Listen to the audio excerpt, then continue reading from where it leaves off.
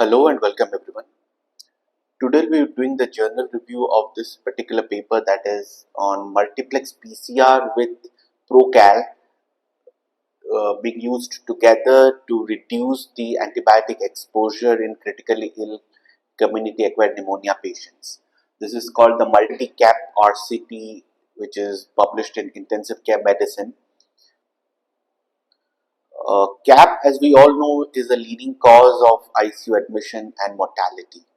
Broad spectrum antibiotics are standard, but they can worsen the resistance pattern in the community.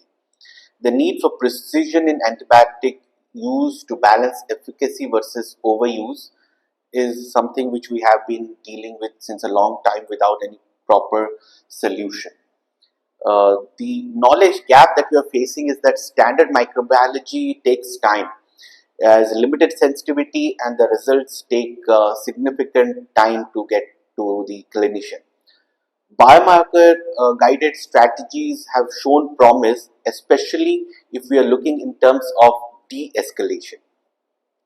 Clinical evidence regarding combining the both, that is the multi-para PCR and Procal, to guide antibiotic stewardship in ICU cap is extremely limited. So the knowledge gap is existing in this particular field. Based on that, combining these two guided algorithm was thought to reduce the antibiotic exposure and improve the clinical outcomes. So the objectives of the study were, the primary objective being compare the number of antibiotic free days between the intervention and the control group.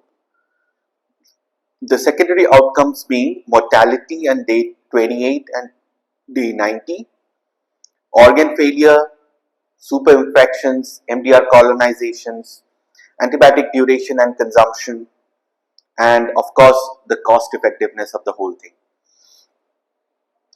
So the method, it was a multi-centered parallel group open label RCT, and it was done in 20 French ICUs. The duration was from October 2018 to March 2022, and it was paused during the COVID pandemic. This is the registration they have for the study. The inclusion criteria were adults, non-immunocompromised ICU patients who had community-acquired pneumonia. Exclusions being immunocompromised patients who were chronically having Pseudomonas colonization. Total randomized patients were 406, out of this 385 were analyzed. This was the intervention, that is the PCR plus the conventional test and Procal based algorithm for de-escalation, and the control was the standard that we are following right now, mostly conventional microbiology, but they have in this particular case integrated PCT as well. That is from day 3 to day 9. The methods were that primary outcome was day alive without antibiotics, and secondary outcomes were mortality, antibiotic duration, the cumulative usage of antibiotics, MDR incidence, C. diff incidence, ICU hospital stay, the quality of life, and costs involved. The sample size 450 was planned, 406 were analyzed, and 385 were 406 were enrolled and 385 were analyzed. The power was 80% to detect a 2-day difference in reduction of the antibiotic usage. Wilcoxon rank sum was done for the primary outcome, and sensitivity analysis by GLM was done for the other outcomes. The missing data, the patients who died or were lost to follow-up were given 0 antibiotic free days. This must be kept in mind. So if you look at the enrollment process, 406 were randomized. They excluded 21 because of 16 had inconsistent consent and 5 had deprived or protected by law. The analyzed were 385, that is to allocated 188 to the intervention group, and 197 to the control group.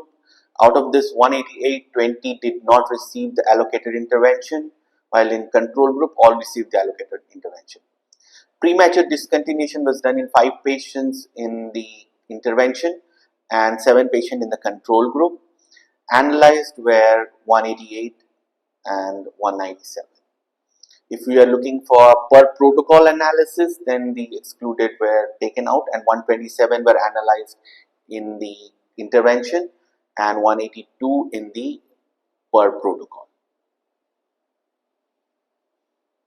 The median age was 65 to 67, mostly males, that is 70%. Severity of illness was high, so far was around 6. 30% were intubated, 25% had vasopressor support. Group were comparable in terms of all baseline characteristics. Regarding the median antibiotic free days at day 28, intervention group had 19 and in the control group it was 19. So there was no significant difference at all. Cumulative antibiotic duration 3 days shorter in the intervention group, which was statistically significant. Early discontinuation was 1 day earlier in the intervention group. And no difference in mortality was seen in both the groups, no difference in organ failure, ICU hospital stay and MDR infections. Serious adverse effects were similar and no increased risk of superinfection was seen.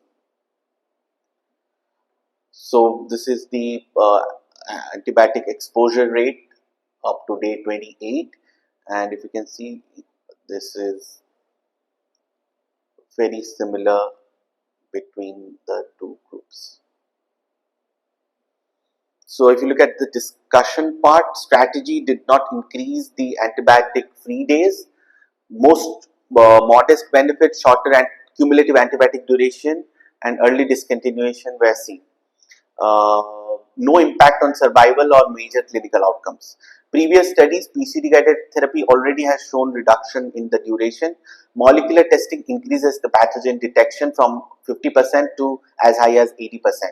But the interpretation is a challenge because multiple organisms are detected, unclear threshold to detect colonization vis-a-vis infection.